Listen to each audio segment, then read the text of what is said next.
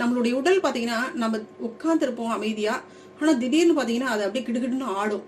ஒரு செகண்ட் தான் அப்படியே, அதுக்கப்புறம் அது அமைதியாயிரும். இந்த மாதிரியான உணர்வு, இந்த மாதிரியான அறிகுறி எதை உணர்த்தக்கூடியதாக இருக்கு அப்படின்னு பாத்தீங்கன்னா, நம்ம உடல்ல இருக்கக்கூடிய அந்த 3ஆம் விழிச்சக்கரம், தேர்ட் ஐ, இது செயல்படுவதற்கான அறிகுறிகள் தாங்க. சோ இது படிப்படியாக அது முன்னேற்றத்தை நோக்கி போயிட்டு இருக்கு. அதனாலதான் நம்மளுடைய உடல் இந்த மாதிரியான சிம்டம்ஸ் எல்லாம் கொடுக்குது. அதுதாங்க இதுக்கான அறிகுறி.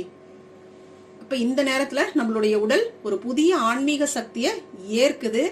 இப்ப ஏற்கும் பொழுது, உள்ளுக்குள்ளார நிகழும் பொழுது இந்த மாதிரியான மாற்றங்களை உடல் நம்மளுக்கு உணர்த்துதுங்க.